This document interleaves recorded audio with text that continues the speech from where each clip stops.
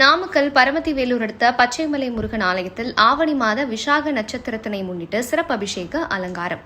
நாமக்கல் மாவட்டம் பரமத்தி வேலூர் பொத்தனூர் மேற்கு வண்ணாந்துறையில் உள்ள பச்சைமலையின் மேல் உள்ள பாலதண்டாயுதபாணி சுவாமி ஆலயத்தில் ஆவணி மாத விசாக நட்சத்திரத்தினை முன்னிட்டு பாலதண்டாயுதபாணி சுவாமிக்கு பஞ்சகவியம், பால், தயிர், இளநீர், சந்தனாதி தைலம், திருமஞ்சனம், மஞ்சள் பொடி, தேன், நாட்டு சர்க்கரை, கரும்பு பால், அரிசி மாவு, மா, பலா, வாழை, மாதுளை, ஆப்பிள், ஆரஞ்சு, சுத்த அன்னம், சாத்துக்குடி, பேரிச்சம்பழம், திராட்சை, எலுமிச்சை மற்றும் வாசனை திரவியங்களான பன்னீர், சந்தனம், சொர்ணாபிஷேகமும் கலசபிஷேகம் போன்ற 27 வகையான அபிஷேகங்கள் செய்து சிறப்பு ராஜ அலங்காரம் செய்து சோடச உபச்சாரம் செய்யப்பட்டது. அதனைத் தொடர்ந்து முருகப்பெருமானுக்கு பல வகை வாசனை மலர்களால் 108 அஷ்டோத்திர மந்திரங்களினால் அர்ச்சனை செய்து அடுக்கு ஆரத்தி, பஞ்சாரத்தி, ஏகாரத்தியுடன் மகா கற்பூர தீபாராதனை காண்பிக்கப்பட்டது.